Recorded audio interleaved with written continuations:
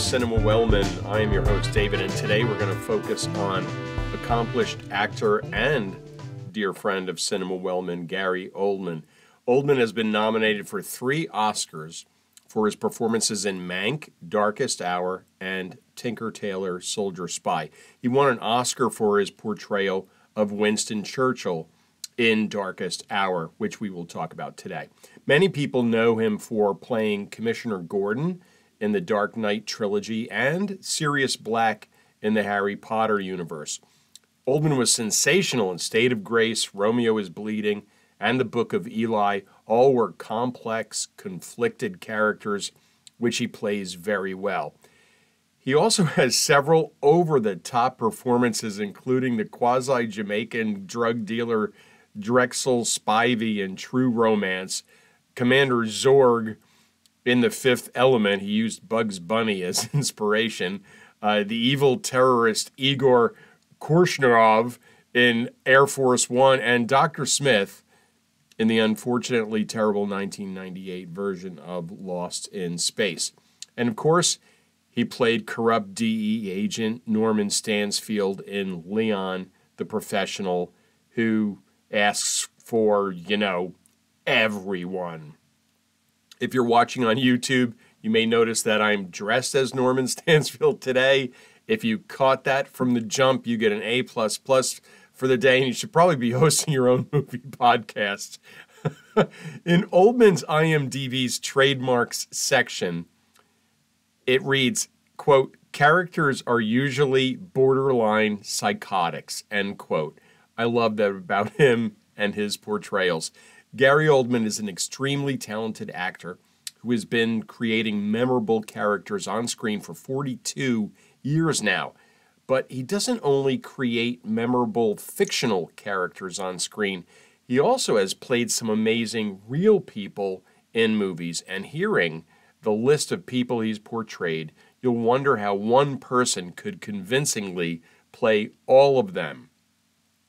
Are you ready? Sid Vicious, Lee Harvey Oswald, Count Dracula, also known as Vlad the Impaler, Ludwig von Beethoven, Winston Churchill, Herman J. Mankiewicz, and most recently Harry S. Truman. That's an amazing and eclectic group of historic people right there, and Gary Oldman crushes it every single time. Not to pick on Tom Cruise, but I'm going to pick on Tom Cruise. I don't consider Tom Cruise an actor. To me, Tom Cruise is a movie star.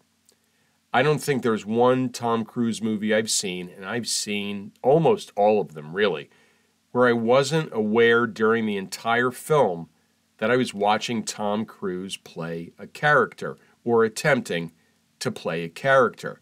And don't get me wrong, I enjoy a lot of Tom Cruise movies, but I don't think he's a strong actor. He's a movie star. And I'm not suggesting Oldman is the only one who has nailed it, playing real people over the years. Anthony Hopkins has played Dickens, Hitler, Nixon, Picasso, and Hitchcock. Meryl Streep has played Karen Silkwood, Julia Child, and Margaret Thatcher. When accomplished actors like Gary Oldman are involved, Daniel Day-Lewis comes to mind as well, I feel like I'm watching that character or person, not an actor portraying them. Cruise couldn't have pulled off any of the performances I'm going to discuss today as we look at Gary Oldman playing everyone. Many of the films featured today will touch upon Oldman's method acting, a technique of acting in which an actor aspires to complete emotional identification with a part. This includes extensive research and learning new skills. It sometimes involves physical transformations, and it always involves an unbelievable amount of dedication. Method acting has been criticized by many, including other actors, as a dangerous technique. And there are many examples of actors going off the deep end when transforming into their character. Oldman may not be as method as Daniel Day-Lewis or Joaquin Phoenix, but he certainly has a way of immersing himself into and becoming a character. Today we'll look at 7 roles, 7 real people, and 7 excellent performances. The movies are also tremendous. These 7 films average a score of 7.5 on IMDb, which is extremely high when it comes to IMDb. The films will be presented in chronological order, so we'll begin with the very first time I saw Oldman in a film. I really wasn't aware of what I was in for. This first film is his 1986 portrayal of the bassist for the English punk band Sex Pistols, who also murdered his girlfriend. From 1986, directed by Alex Cox, Gary Oldman plays Sid Vicious in Sid and Nancy. I wasn't a huge Sex Pistols fan, but I certainly knew who they were. Sid Vicious and Johnny Rotten, not their birth names, led a band that made more infamous news than records. Considered pioneers of punk, they were everything you'd expect from people who name themselves Vicious and Rotten. The real Johnny Rotten hated this film.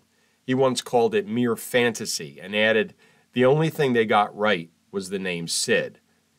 Oldman himself doesn't like this performance. He claims he didn't want to do it and was talked into it. You certainly wouldn't know this by watching his performance. It's a good thing that Oldman's method didn't include dabbling into heroin, but this shoot wasn't without danger. Oldman was hospitalized during the shoot, attempting to lose enough weight to convincingly portray the heroin-addicted Sid on screen. Another bit of authenticity is the fact that Oldman wore Sid's actual chain necklace during filming. Director Alex Cox's second choice to play Sid was Daniel Day-Lewis. I'd love to be able to see that film. Is that something that AI is going to be able to do? Next, from 1991, Gary Oldman portrays alleged Kennedy assassin Lee Harvey Oswald in JFK, directed by Oliver Stone. Jack Lemmon, Walter Matthau, Kevin Bacon, Tommy Lee Jones, Joe Pesci, Sissy Spacek, Vincent D'Onofrio. The cast of JFK is quite impressive, even though Costner is the lead. Gary Oldman is also part of this star-studded cast as the center of it all, really, Patsy Lee Harvey Oswald. He doesn't have much screen time, but Oldman is one of the standouts in this conspiracy thriller nonetheless. Next, from 1992, directed by Francis Ford Coppola, Gary Oldman portrays Wallachian Prince Vlad the Impaler, a.k.a. Count Dracula, in Bram Stoker's Dracula. Now, some may argue that this is a fictional character, but since fictional Count Dracula is based on the real Vlad the Impaler, it's good enough for Cinema Wellman. If you don't believe me, ask the 2 Italian diplomats Vlad the Impaler had their hats nailed to their heads when they wouldn't take off their hats when they met him. Yeah, real. Look it up. Oldman took the role just so he could work with director Francis Ford Coppola, and it turned out to be his first big American movie. Oldman became the Count during the production as he stayed in character throughout. He distanced himself from the cast and crew to create isolation and to alienate himself. He also slept in a coffin during the shoot. I can't even imagine that. I don't want to ever be in one of those. Next, from 1994, who does? German composer Ludwig van Beethoven is played by Gary Oldman in Immortal Beloved. You would think Gary Oldman playing Beethoven in a critically acclaimed film would have been nominated for a handful of Oscars, but it got none. That's a head-scratcher to me. Oldman practiced the piano 6 hours a day for 6 months. Now, I realize that's well short of the 10,000 hours you need to master something, but that's some serious preparation for a role, and it pays off. When Ludwig is shown playing in the film, that's Gary Oldman playing. Once again, I'm not suggesting he's the only actor to ever do this. Many do it, and I find it impressive every single time. And I love that Stansfield from Leon was obsessed with Beethoven. Next, from 2017, directed by Joe Wright, Gary Oldman portrays English Prime Minister Winston Churchill in Darkest Hour. Gary Oldman studied Churchill for a year to learn his mannerisms. Now, I am no Churchill historian, but during my research of World War II while I was teaching, I watched a ton of Churchill footage, and while watching Darkest Hour, I thought I was watching the real deal. Oldman didn't want to gain weight for the role, so the best makeup prosthetics engineer in the business, Kazuhiro, who also won an Oscar for this film, was brought in to transform Oldman into a person he considers, quote, the greatest Brit ever. He spent over 200 hours in the makeup chair, and that has to be horrible. Believe me, I enjoy sitting around, but that has to be a form of torture. Oldman also developed nicotine poisoning by smoking 12 cigars a day. I believe the cigar budget on this film was over $100,000. This marked the 22nd time a Best Actor winner won for playing a real person. Next, directed by David Fincher in 2020, Gary Oldman portrays American screenwriter Herman J. Mankiewicz in Mank. From IMDb, 1930s Hollywood is reevaluated through the eyes of scathing social critic and alcoholic screenwriter Herman J. Mankiewicz as he races to finish the screenplay of Citizen Kane. I love David Fincher movies, and I never shut up about Citizen Kane, so it's no surprise that I loved this movie. Movies about movies are always a treat. In fact, that's going to be an episode somewhere down the line. I love those films. Speaking of such things, Oldman in Mank was the 11th Oscar nominee to play an Oscar winner or nominee. The last film today, directed by Christopher Nolan, you might have heard about it, Oppenheimer, where Gary Oldman portrays American President Harry S. Truman. I make it a habit to go into new movies blind. I want to be surprised. If it's a movie that I really want to see, like Oppenheimer was, I even stay away from the trailers. So I didn't really know that Gary Oldman was in Oppenheimer until I saw him on screen as Harry S. Truman. He's only in one scene, and it's a very memorable one. The scene in which Truman says upon meeting Oppenheimer, quote, "Don't you ever bring that crybaby back here ever again," is historically accurate. Also historically accurate is Truman's line, "Blood on his hands? Damn it, I have twice as much on mine."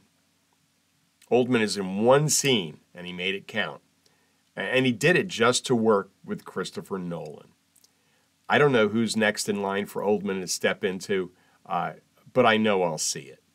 If you count TV, he also played Roman official Pontius Pilate in a 1999 TV miniseries titled Jesus. And he did 2 episodes of Friends. What is that about? I need to find those. Gary Oldman in Friends.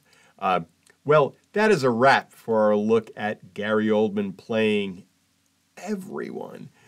We hope you're back with us again next week when we do a little something special for Women's History Month. And until then, take care.